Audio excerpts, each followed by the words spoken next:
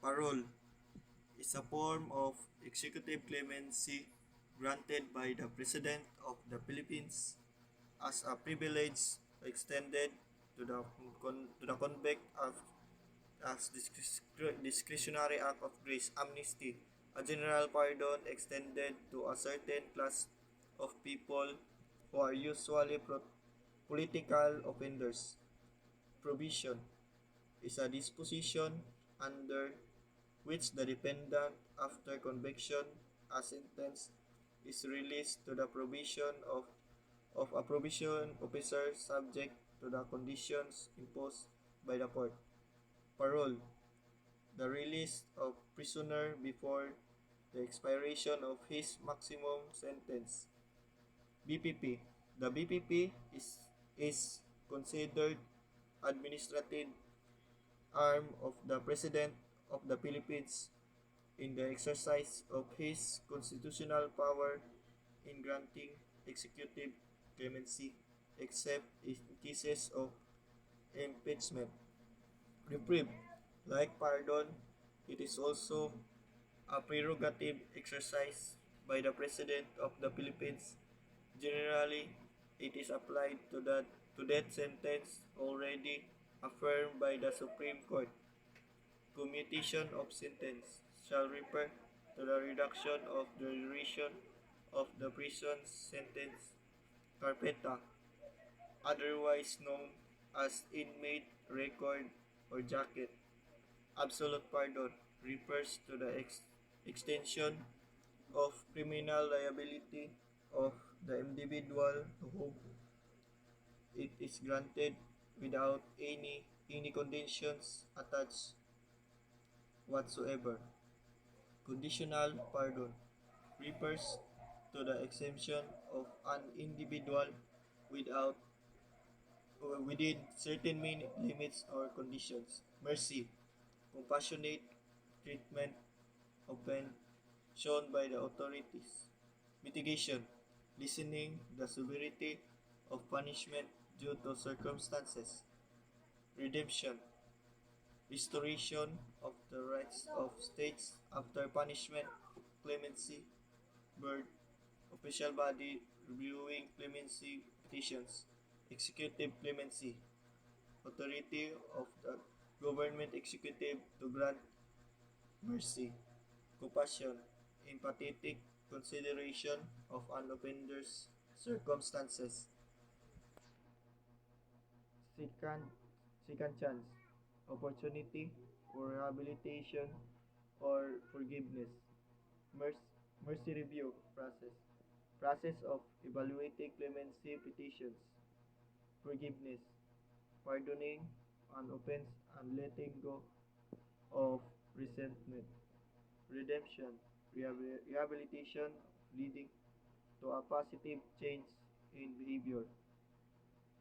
Rehabilitation process of restoring offender to law-abiding behavior.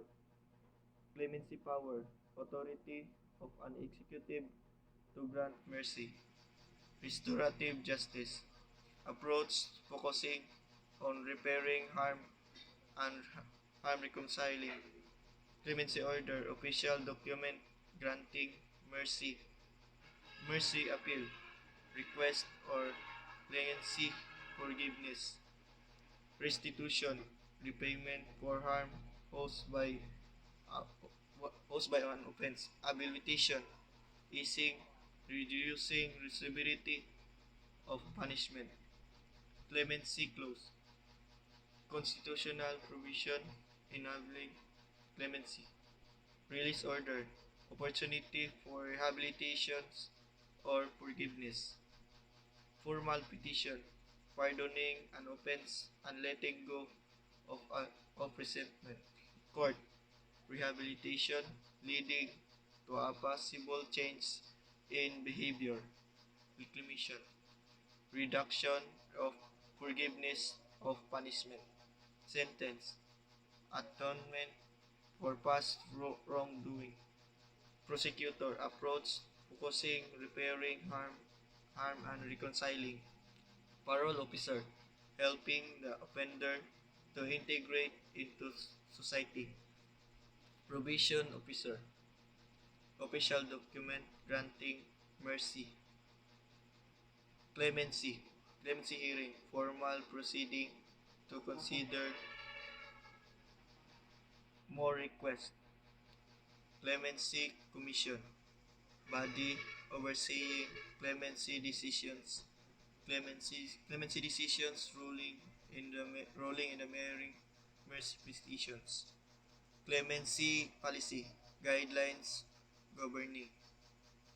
Clemency application formal request for mercy. Mercy law, legal framework governing governing clemency, restitution, repayment for harm caused by offense. Petitioner, a person who present the petitions to an authority and respect of a particular post. Probationer, a person who is serving a trial period and adapt positions to which they are newly appointed.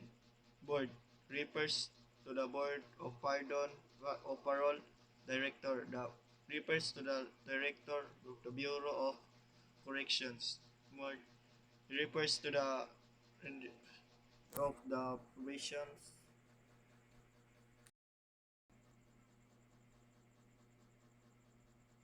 Probationer, a person who is serving as a probationary or trial period in a job or position to which the